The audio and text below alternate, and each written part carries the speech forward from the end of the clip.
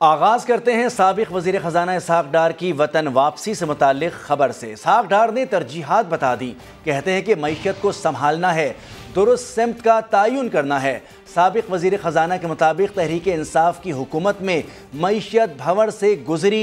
नून league के दौर में शरह सूद कम और शरह नमू ज्यादा थी। इसहाक डार वजीर आजम के हमरा लंदन से वतन के लिए रवाना हो गए। वो कल वजीर खजाना का हलफ उठाएंगे। ये जो नीचे गिरती जा रही है हमारी इकॉनमी, उसको रोकें और फिर इसकी डायरेक्शन चेंज करें। मेरा एक फेक केस था, मैं 20 साल की टैक्स रिटर्न ना जमा कराने का था और मैंने कभी 20 मिनट टैक्स रिटर्न डिले नहीं की जिंदगी में। मुल्की खजाने की चाबी संभालने के लिए इसहाक डार की तैयारी मुकम्मल। साबिक वजीर खजाना वजीर आजम शहबाज शरीफ के हमरा वतन वापस लौटेंगे। मीडिया से गुफ्तगू में सीनियर लीगी रहनुमा ने इमरान सरकार को आड़े हाथों लिया। पाकिस्तान जिस भंवर से गुजरा है पिछले 4 साल से, 20, 13, 17 में पाकिस्तान को दुनिया की 18वीं मईशत बनने जा रहे थे। लोएस्ट इंटरेस्ट रेट था, हाईएस्ट ग्रोथ थी। साबिक वजीर खजाना ने अपनी तरजीहात भी बता दी। मैं जिस दफ्तर से निकल के अपने मेडिकल के लिए आया था, अल्लाह ताला ने मुझे उसी दफ्तर में वापस भिजवा रहे हैं। मतवाले रहनुमा भी इसहाक डार की वापसी को मुल्क के लिए खुशाइन करार दे रहे हैं। डार साहब की अपनी सलाहियत है और जो कहते हैं कि डॉलर तो इंशाल्लाह ताला डार साहब को देख के भागेगा और नीचे आएगा। इसहाक डार मंगल को बतौर वजीर खजाना हल्फ भी उठाएंगे। वो इससे कबल भी 4 मरतबा इस ओहदे पर फाइज रह चुके हैं। और नामजद वजीर खजाना इसहाक डार के बतौर सेनेटर हलफ ना उठाने का मुकदमा। इलेक्शन कमीशन ने नशिस्त खाली करार देने के मामले पर फैसला महफूज कर लिया। इसहाक डार के वकील ने दलाइल पेश करते हुए मुतालबा किया कि नशिस्त खाली करार देने का नोटिस वापस लिया जाए। इस्लामाबाद से जुल्करनैन इकबाल की रिपोर्ट। इसहाक डार की वतन वापसी पर बतौर सेनेटर हलफ बर्दारी होगी या ऐवान बाला की नशिस्त खाली करार दे दी जाएगी। इलेक्शन कमीशन में केस की समाअत मुकम्मल हो गई। नामजद वजीर खजाने के वकील सलमान असलम बट ने दलाइल में कहा, इसहाक डार की सेनेट इलेक्शन में कामयाबी का नोटिफिकेशन 29 मार्च 2018 को मुअत्तल हुआ, मगर सुप्रीम कोर्ट से दरखास्त खारिज होने पर बहाल हो गया। इसहाक डार का नोटिफिकेशन मुअत्तल था तो हलफ कैसे लेते।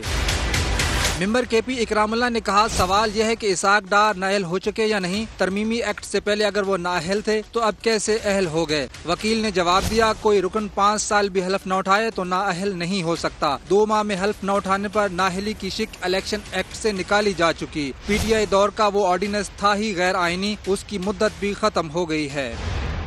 इसहाक डार के वकील ने इस्तदा की कि उनके मुवक्किल की सेनेट नशिस्त खाली करार देने का नोटिस वापस लिया जाए। इलेक्शन कमीशन ने दलाइल मुकम्मल होने पर फैसला महफूज कर लिया। गुज़िश्ता रोज वजीर आजम ने लंदन में मियां नवाज शरीफ से मशावरत के बाद इसहाक डार को वजीर खजाना नामजद किया था। इम्कान है वो पाकिस्तान वापसी पर सेनेट रुकनियत और वजारत का हल्फ उठाएंगे। सरबराह तहरीक इंसाफ इमरान खान ने दावा किया है कि इसहाक डार समझौते के तहत मुल्क वापस आ रहे हैं। कब तक ये सिलसिला बर्दाश्त करेंगे। उन्होंने इलेक्शन कमीशन पर एक बार फिर इल्जामात की बौछार कर दी। प्राइम मिनिस्टर के जहाज में मुल्क से बाहर गया और कहता मैं इलाज करवाने गया हूँ। वो 3.5 साल से इलाज हो रहा है, वो अभी तक नहीं पता किस चीज का इलाज है। अब वापस आ रहा है और वापस आ रहा है डील के तहत। क्या हमने ये तमाशा भेड़ बकरियों की तरह देखना है या इंसान बन के राय हक पे खड़ा होना है। जुल्म के खिलाफ NRO दिया जाता है चोरों को, इसलिए मुल्क आगे नहीं बढ़ सकता।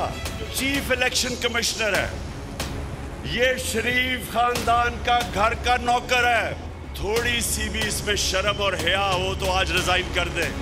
इन चोरों के खिलाफ मैंने अब जिहाद डिक्लेयर किया है। जब तक मैं जिंदा हूं मैं इनका मुकाबला करूंगा और इंशाल्लाह आपको जीत के दिखाऊंगा। नून लीग की नायब सदर मरियम नवाज ने GC यूनिवर्सिटी के वाइस चांसलर के खिलाफ कार्रवाई का मुतालबा कर दिया। ट्वीट किया, तालीमी इदारे की बेहुरमती पर वाइस चांसलर के खिलाफ कार्रवाई होनी चाहिए। GC यूनिवर्सिटी में फितने का जलसा करना इदारे की तौहीन है। तालीमी इदारे को नफरतों के सौदागर के हवाले करने वालों को सजा मिलनी चाहिए। मुस्लिम लीग नून की नायब सदर मरियम नवाज ने यह ट्वीट किया है, जिसमें उन्होंने ये कहा है कि तालीमी इदारे की बेहुरमती पर वाइस चांसलर के खिलाफ कार्रवाई होनी चाहिए। GC यूनिवर्सिटी में फितने का जलसा करना इदारे की तौहीन है। और उनकी जानिब से यह भी कहा गया कि तालीमी इदारे को नफरतों के सौदागर के हवाले करने वालों को सजा मिलनी चाहिए।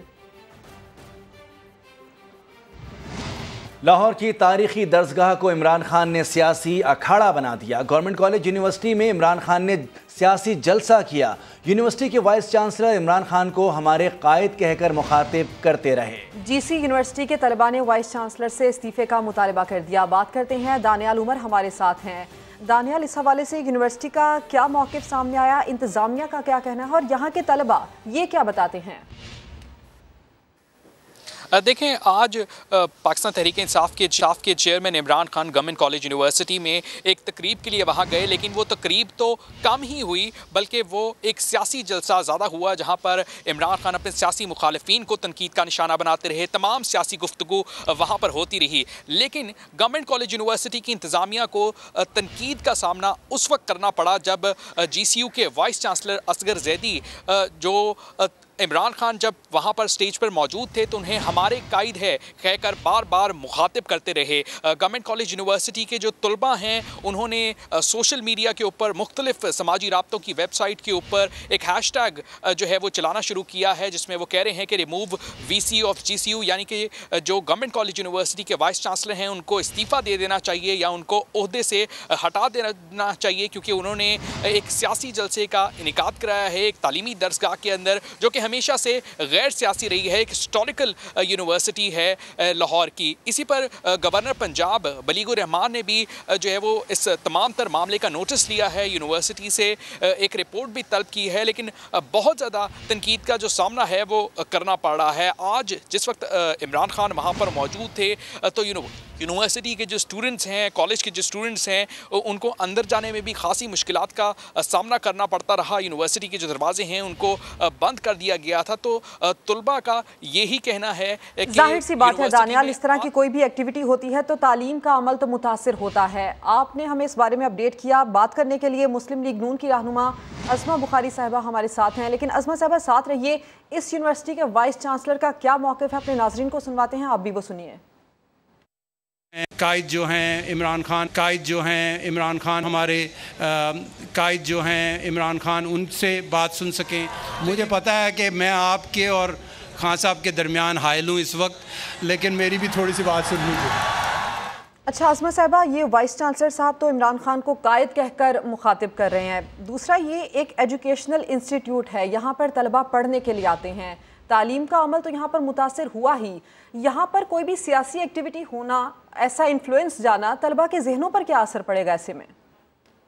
बहुत शुक्रिया जी। देखिए, जहनों की बात मैं बाद में करती हूँ। पहली बात यह कि इस इंस्टीट्यूशन पे क्या असर पड़ेगा, ये बात देखने की है कि एक बहुत प्रेस्टिजियस इदारा है जहाँ पर हर मकतबा फिक्र के, हर फिरके के, हर जो बैकग्राउंड के लोग हैं वो उनके बच्चे, और फिर वो बच्चे जो बहुत एक क्रीम होते हैं, जो आगे जाकर जिंदगी में आला मुकामात के ऊपर जो है वो फाइज भी होते हैं, आला जगह हासिल करते हैं। वहाँ पर एक ऐसे आदमी का, और फिर वो आज तकरीर क्या फरमाई है उन्होंने, वही अमेरिका के खिलाफ तकरीर, फिर यह है कि न्यूट्रल्स के खिलाफ तकरीर, फिर अपने सियासी मुखालफिन जो है उनको बुरा भला कहना, बुरे अलकाबात से नवाजना और इदारों के खिलाफ बगावत पे उकसाना, ये तमाम काम किया आज इमरान खान ने एक GC यूनिवर्सिटी के उस ओवल ग्राउंड को इस्तेमाल करते हुए, जिसकी एक हिस्टोरिक जो है वो अहमियत है। तो ये GC के जो यूनिवर्सिटी के हमारे वाइस चांसलर साहब थे, जैदी साहब, उनको अपने कायद को अपने घर ले जाएं, या अपने कायद को नासिर बाग में जो है बिल्कुल साथ ही चंद कदम के ऊपर सामने नासिर बाग था, अपने कायद को वहां ले जाते और वहां ले जाके उनकी तकरीर सुन लेते। उनको ये किसने हक दिया है कि टैक्स पेयर पे जो है और चलने वाला जो इंस्टीट्यूशन है और जिसकी एक पूरी बैकग्राउंड है, उस इदारे को आप सियासत के जरिए जो है वो सियासत के लिए इस्तेमाल करें। और या तो इमरान खान के पास बड़ी अकल होना, उसने बड़ा फहम फरासत जो है स्टूडेंट्स में बखेरनी है, उसको आप बुला ले बात करने के लिए। जिस आदमी ने सिर्फ फितना फैलाना है, जिसने सिर्फ फसाद के लिए दावत देनी है और जिसने इदारों के खिलाफ बच्चों को उकसाना है, उसको जो है वो ये मौका फराहम करना इटसेल्फ। और इसके ऊपर सबसे पहले आवाज मैंने बुलंद की थी और मैंने इसके खिलाफ ट्वीट किया था और मैंने उसको टैग किया था गवर्नर साहब को। मुझे खुशी है कि गवर्नर साहब ने इसके ऊपर नोटिस लिया, लेकिन ये नोटिस बराए नोटिस ना रह जाए।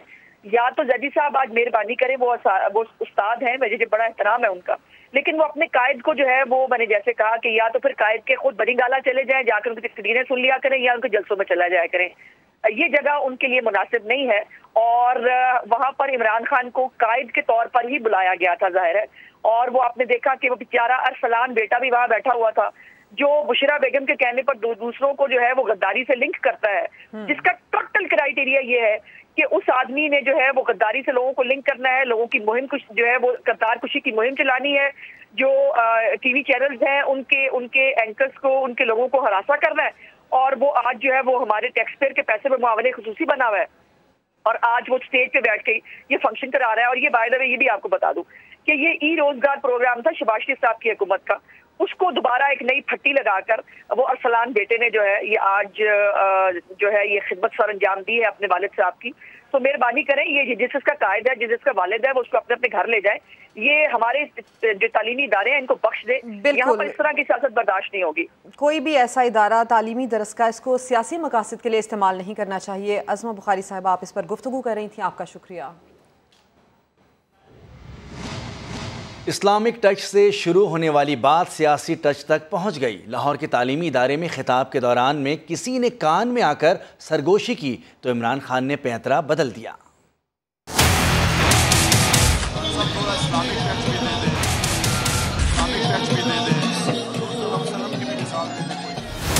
मैं हूँ एक जो अपने आप को आशिक रसूल कहता हूँ। ऑडियो लीक्स पे और इलेक्शन कमीशन को जवाब दें। ऑडियो लीक्स पे और इलेक्शन कमीशन को जवाब दें। याद रखें, ऑडियो लीक्स पे और इलेक्शन कमीशन को जवाब दें। एक और अहम मामला, Ravi urban development authority RUDA गरीब किसानों और ज़मींदारों के लिए ईस्ट इंडिया कंपनी बन गया है। कोड़ियों के भाव ज़मीन खरीदकर आलमी डील के जरिए अरबों रुपए कमाने की तैयारी कर ली गई है। बात करेंगे, नुमाइंदा खुसूसी जावेद फारूकी हमारे साथ हैं। जावेद फारूकी, बताइए हमें इस सिलसिले में क्या कुछ हो रहा है?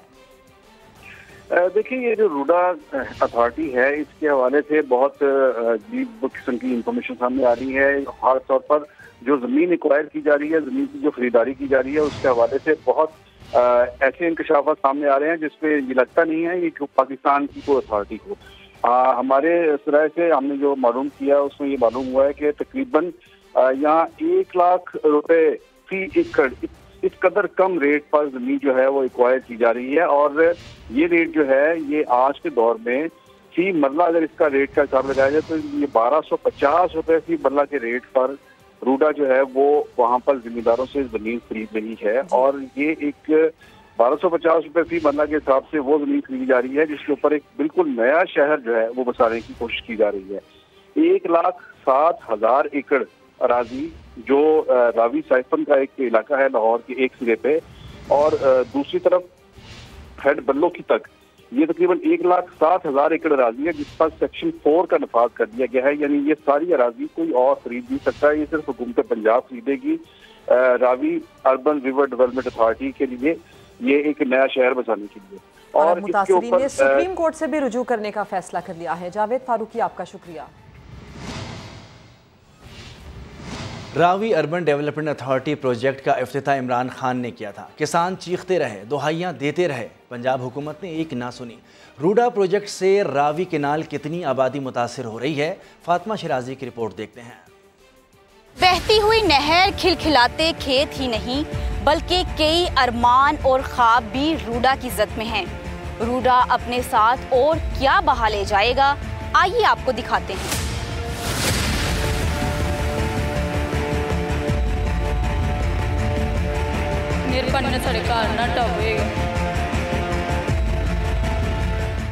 नक्शे के मुताबिक मंसूबे का फेज 1 22,705 एकड़ पर मुश्तमिल है, जिसमें दरियाई रावी के बाएं किनारे पर वाक़े 9,515 एकड़, दाएं किनारे 7,034 जबकि 2,200 एकड़ पर फैला जजीरा, 612 एकड़ पर फैली बस्तियां और दीगर अराजी शामिल हैं, जिनके मालकान से ये जमीन जबरदस्ती छीनी जा रही है। कोई भी नहीं चाहता कि उनसे उनकी छतें छीनी जाए, उनसे उनके माल मवेशी छीने जाए। हमारी रोजी का आसरा यही है। इसके अलावा हमारे ये जो हस्बैंड है जो कुछ और कर ही नहीं सकते। अगर हमसे ये घर भी छीन जाए, और ये हमारा डेरा भी छीन जाए और हमारी खेतें भी छीन जाए, तो फिर आप बताएं कि ये हुक्मरान कहाँ के हैं कि जो लोगों को देने के बजाय इनके मालो जान हर चीज़ ले रहे। इमरान खान खुद तो है वो ना, उसकी कोई औलाद है, 2 बच्चे हम पढ़ रहे हैं बाहर जाके, तो हमारे पास इधर क्या है जो हमारे पीछे वो पड़ गए हाथ धो के। ये प्रोजेक्ट हमारी जिंदगी बर्बाद कर देगा। यहाँ के मकीन मुसलसल सरापाए एहतजाज हैं, खातीन दुहाइयाँ दे रही हैं। अगर ये साडा मकान ढाणगे या बलडोजर फेरनगे, पहले साडे तो लंघाणगे ते फिर साडे मकानां दे कोल जाणगे। जैसे इत्थे बैठे सानू बैठे रहन दोगे, ना साडी जगह साडे को खवत, ना साडे घर साडे टावर। जमींदार कहते हैं अगर जमीन खरीदनी है तो इसका मुआवजा तो पूरा दें। कल आए ने गार्ड रू डालियां दे, कहंदे ने असीं बाग तुहाडा, डेरा तुहाडा, घर तुहाडे खत्म कर देने, असीं कित्थे जावांगे बच्चे लैके। अपनी आंखों में अरमान और ख्वाब सजाए ये बच्चे इस बात से बिल्कुल बेखबर हैं कि किसी भी वक्त इनके सर से छत छीन ली जाएगी। माओ, बहनों और बेटियों की ये सिसकती हुई आवाजें चीख चीख कर पंजाब हुकूमत से कहती हैं, मत छीनो ये हमारा आशियां, मत छीनो हमारी धरती माँ। कैमरामैन नवीद रमजान के साथ फातिमा शिराजी, समा, लाहौर। साबिक वजीर आजम इमरान खान की बहन उस्मा खान और उनके शौहर ने नवाकोट लिया में करोड़ों की जमीन कौड़ियों में खरीद ली। जी हाँ, 70 करोड़ रुपए से ज्यादा की अराजी के लिए सिर्फ 13 करोड़ 15 लाख रुपए की कीमत अदा की गई। ये सब कुछ साबिक वजीर आला पंजाब उस्मान बुज़दार के दौर में हुआ। तफसील जानते हैं हेड ऑफ इन्वेस्टिगेशन यूनिट समा जाहिद गशकोरी की रिपोर्ट में। एक के बाद एक कहानी, करप्शन का शोर मचाने वालों की अपनी दास्तानें सामने आने लगीं। साबिक वजीर आजम इमरान खान की हमशीरा भी करोड़ों की अराजी कौड़ियों के भाव खरीदने में मुलव्विज निकली। उस्मा खान और शौहर ने नवाकोट लिया में 70 करोड़ रुपए की अराजी सिर्फ 13 करोड़ 15 लाख रुपए में खरीदी। सरकारी रिकॉर्ड के मुताबिक उस्मान बुज़दार के दौर में दोनों मियां बीवी की जानिब से नवाकोट में कुल 5261 कनाल की जमीनें ली गयीं। सितंबर 2021 में 1561 कनाल उस्मा खान, 1500 कनाल शौहर के नाम मुंतकिल करवाई गयीं और 2200 कनाल की जमीन भी 5 करोड़ 50 लाख रुपए में खरीदी गई। वफाकी हुकूमत ने वज़ीर आज़म हाउस से मुबैना ऑडियो लीक की आला सतह पर तहकीकात करवाने का फैसला कर लिया। मुश्तरका तहकीकाती टीम तश्कील दी जाएगी जो हसास मामले की हर पहलू से तफ्तीश करेगी। वज़ीर आज़म हाउस के अमले और दीगर से पूछगछ होगी। साबिक दौर में भर्ती किए गए हसास सिविल इदारे के मुलाजमीन का जायज़ा लिया जाएगा। इस्लामाबाद से उस्मान खान की रिपोर्ट देखिए।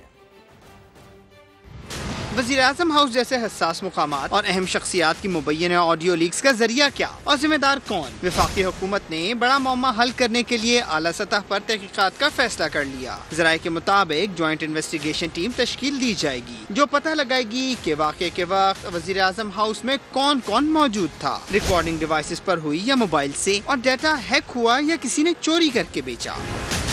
JIT वज़ीर आज़म हाउस के अमले और सिक्योरिटी पर मामूर सिविल इदारे के डायरेक्टरेट को शामिल तफ्तीश करने की मजाज होगी। वज़ीर आज़म हाउस और ऑफिस के सिक्योरिटी एहलकारों की नकलो हरकत महदूद कर दी गई है। PM ऑफिस और प्राइम मिनिस्टर हाउस पर 6 माह के दौरान तैनात एहलकारों से भी पूछगछ होगी। साबिक दौर में भर्ती किए गए सिविल हसास इदारे के मुलाजमीन का जायजा लिया जाएगा। FIA साइबर क्राइम के अहम अफसरान के बयान भी कलमबंद किए जाएंगे।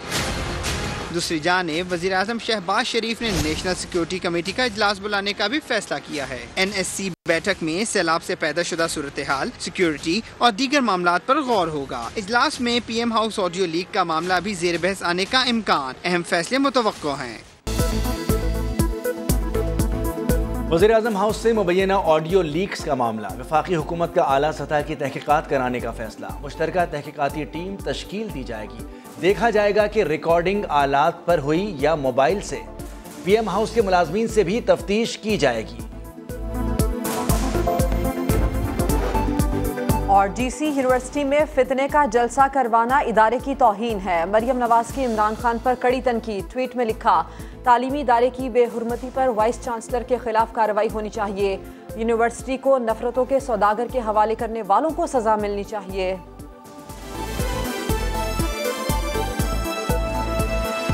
एडमिनिस्ट्रेटर कराची मुर्तज़ा वहाब ने मुस्ताफ़ी होने का ऐलान कर दिया। कहा, अदालत ने KMC को के इलेक्ट्रिक के ज़रिए म्यूनसिपल टैक्स वसूल करने से रोक दिया है, जिसके बाद वो इखलाकी तौर पर एडमिनिस्ट्रेटर के तौर पर काम नहीं कर सकते। आज चूँकि अदालत ने KMC को रोक दिया है कि आप टैक्स खुद इकट्ठा कर लें के इलेक्ट्रिक के जरिए ना, मेरी इखलाकियात मुझे इस बात की अब इजाज़त नहीं देती कि मैं बहसीत एडमिनिस्ट्रेटर कंटिन्यू करूं। और आज मैं बाज़ाब्ता तौर पर इस ओहदे से इस्तीफ़ा दे रहा हूं। अदालत का मैं एहतराम करता हूं, अदालत का फ़ैसला आ गया है। KMC खुद इकट्ठा करेगी, यानी कि किसी की जेब में पैसा जाएगा, KMC के अकाउंट में पैसा नहीं आएगा। मैं फैक्ट्स को ऑन रिकॉर्ड लाना चाहता हूँ। मैं समझता हूँ कि वो ये शहर 16 करोड़ रुपए के साथ नहीं चल सकता। एक बड़ा आसान सा फार्मूला था कि एक तरफ 16 करोड़ रुपए, एक तरफ 3.25 अरब रुपए हैं। 16 करोड़ रुपए आप 5,000 रुपये फ़ी का टैक्स लगा के इकट्ठा करते हो और 3.25 अरब रुपए आप 50 रुपये मिनिमम टैक्स लगा के करते हो। मैं समझता हूँ बेहतर फैसला के इलेक्ट्रिक वाला था। अब ये बताएं कि PDM सरबराह मौलाना फजलुर रहमान ने कहा है कि इमरान खान के हाथों से तबाहशुदा पाकिस्तान मिला है। हम महंगाई को रो रहे हैं, शुक्र करें मुल्क को नहीं रो रहे। लाहौर में शायर सलमान गिलानी के घर मीडिया से गुफ्तगू करते हुए बोले, जिसने मुल्क बेचा वो आज कह रहा है कि मैं आपको आज़ादी दिलवाऊंगा। हम संजीदा सियासत चाहते हैं। इमरान खान के जलसों की सियासत कोई मानी नहीं रखती। आजकल वो आज़ादी कर रहा है, तो स्टेट बैंक को भी तो आज़ादी के नाम पर IMF के हवाले किया गया। उनके अपने सीनियर लोगों ने बरमला कहा कि हमसे तो IMF ने सब कुछ लिखवा दिया है। क्या वो चीज़ें हम भूल गए हैं? क्या वो हमें मालूम नहीं है? और ये किसके कहने पे की? जिनके हाथों उन्होंने मुल्क को बेचा है, आज वो हमें कहता है कि मैं आपको आज़ादी दिलाऊंगा। उनकी ग़ुलामी में हमें ले जाकर उनके हाथों हमारे हाथ पांव बांध कर आज हमें कहते हैं कि ये क्या झूठ है। पाक फौज का एक और हेलीकॉप्टर बलूचिस्तान में अलमनाक हादसे का शिकार हो गया। कौम के 6 बहादुर बेटे मादर वतन पर कुर्बान हो गए। शोहदा की इज्तिमाई नमाज जनाजा कोयटा छावनी में अदा कर दी गई। जस्ते खाकी आबाई इलाकों को रवाना कर दिए गए। इस्लामाबाद से सुमेरा खान की रिपोर्ट।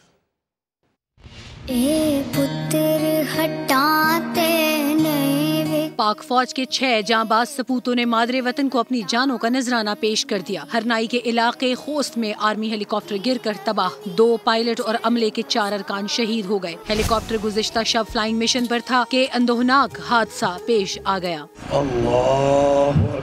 सानिहाए हरनाई में शहीद होने वालों की नमाज जनाजा क्वेटा गैरिजन में अदा की गई, जिसमें कोर कमांडर बलोचिस्तान के अलावा आला फौजी और सिविल हुकाम ने भी शिरकत की। शुहदा के जस्ते खाकी आबाई इलाकों को रवाना कर दिए गए, जहां इन्हें पूरे फौजी एजाज के साथ सुपुर्द खाक किया जाएगा।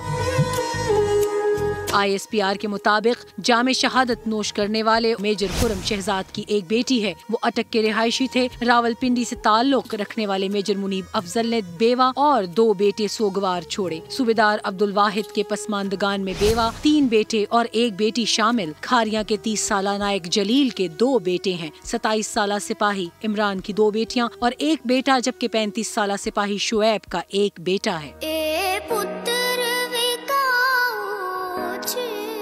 रवां साल 2 अगस्त को भी पाक फौज का एक हेलीकॉप्टर बलोचिस्तान में सैलाब ज़दगान की इमदाद का फरीजा अदा करते हुए हादसे का शिकार हो गया था, जिसमें core commander Quetta lieutenant general Sarfaraz Ali समेत 6 अफसर और जवान शहीद हो गए थे। सुमेरा खान, समा, इस्लामाबाद। और कराची में II चंद्रीगढ़ रोड पर वाक़े टेक्नोसिटी बिल्डिंग में लगने वाली आग पर काबू पा लिया गया। इमदादी काम के दौरान एक फायरमैन बेहोश हो गया। Chief fire officer Mohammad Ishtiaq के मुताबिक आग टेक्नोसिटी टावर की 6ठी मंजिल पर लगी। आग लगने की वजह सामने नहीं आ सकी। इब्तदाई तहकीकात के मुताबिक आग शॉर्ट सर्किट के बायस लगी। फायर ब्रिगेड की 2 गाड़ियों और 1 स्नॉर्कल ने इमदादी कामों में हिस्सा लिया। बिल्डिंग में धुआं भर जाने के बायस इमारत में मौजूद तमाम दफातर को खाली करवा लिया गया था। कैप्टन रिटायर्ड सफदर पर हमले का मामला। मानसेरा पुलिस ने रिटायर्ड जस्टिस एजाज अफजल के बेटे बैरिस्टर सैफ अफजल को अदालत में हुल्लड़बाजी करने पर गिरफ्तार कर लिया। तफसीलात जानते हैं नुमाइंदा समा आसिम नसीर से। आसिम नसीर, तफसीलात क्या हैं आपके पास? आज बिल्कुल, जैसा कि 2 रोज कबल कैप्टन रिटायर्ड सफदर पर मानसारा में एडिशनल सेशन जज की अदालत में जो केस था उसमें वो पेश हुए थे। वहां पर उनका पर हमला हुआ था और उन्होंने इल्जाम आयद किया था कि जस्टिस रिटायर्ड एजाज अफजल उनके 2 बेटे हैं, बैरिस्टर सैफ और सईद। इन्होंने अपने वकला साथियों के हमरा उनके ऊपर हमला किया जो जब समाअत हो रही थी, जिसके ऊपर फादर जज की तरफ से भी ये रिमार्क दिए गए कि फ्रैंकलिन के खिलाफ कार्रवाई की जाए और जो इस वाक़े में जो मुलव्वस है उन्हें गिरफ्तार किया जाए, जिस पर 2 रोज कबल ही मुस्लिम लीग नून के तकरीबन 5 से 7 अफराद को गिरफ्तार कर लिया गया था।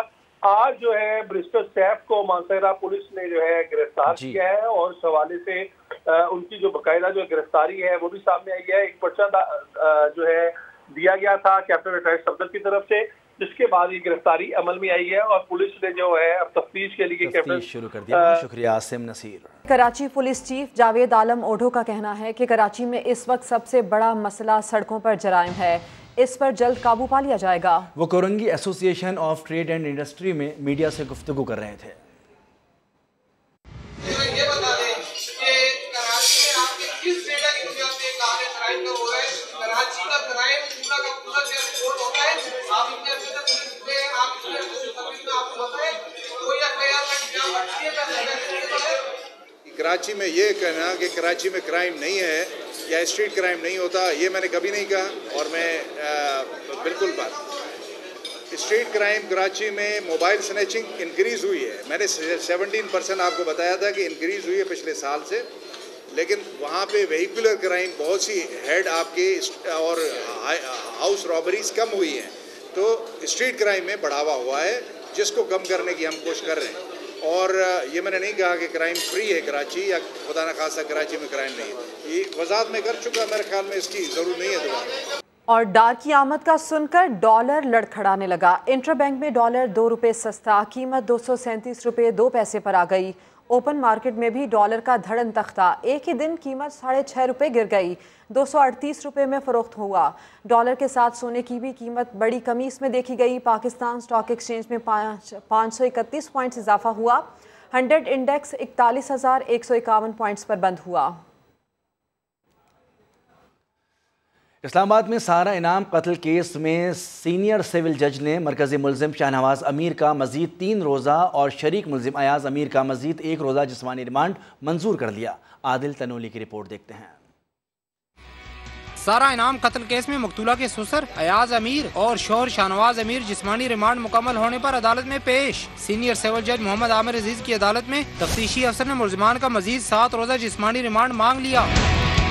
अयाज अमीर ने कहा वो अपना केस खुद लड़ेंगे। बताया परसों गिरफ्तार किया गया और मोबाइल फोन पुलिस के कब्जे में है। 1 दिन के रिमांड में पुलिस ने उनसे कुछ नहीं पूछा। पुलिस ने दफा 109 में मुझे रखा, जबकि मेरे खिलाफ कुछ भी नहीं। पुलिस सिर्फ शादी में साजिश जैसे मफरूजों पर बात कर रही है। अदालत ने मरकजी मुलजिम शाहनवाज का मजीद 3 रोज के लिए और अयाज अमीर का 1 रोजा जिस्मानी रिमांड मंजूर कर लिया। मुलजिम शाहनवाज की वालिदा समीना शाह दरख्वास्त जमानत की पैरवी के लिए वकला के हमरा एडिशनल सेशन जज मोहम्मद सुहेल की अदालत में पेश हुई। वकला के दलाइल सुनने के बाद मातहत अदालत ने 50,000 रुपए के मुचलकों के एवज मुलजिमा की अबूरी जमानत मंजूर कर ली। मुलजिमा समीना शाह को 3 रोज में शामिल तफ्तीश होने का हुक्म भी दे दिया गया। कैमरामैन मोहम्मद नवाज के साथ आदिल तनोली, समा इस्लामाबाद। खेल की बात, पाकिस्तान और इंग्लैंड की टीमें T20 सीरीज के बकिया मैचेस के लिए लाहौर पहुंच गई हैं। 17 साल बाद पाकिस्तान के दौरे पर आने वाली इंग्लिश टीम ने कराची में शेड्यूल 4 मैचेस में एक्शन दिखाने के बाद लाहौर में डेरे डाल लिए हैं। T20 सीरीज के बकिया 3 मैचेस लाहौर के कज़ाफ़ी स्टेडियम में शेड्यूल हैं। दोनों टीम्स आज आराम और कल से कज़ाफ़ी स्टेडियम में ट्रेनिंग करेंगी। लाहौर में मैचेस 28 सितंबर, 30 सितंबर और 2 अक्टूबर को खेले जाएंगे।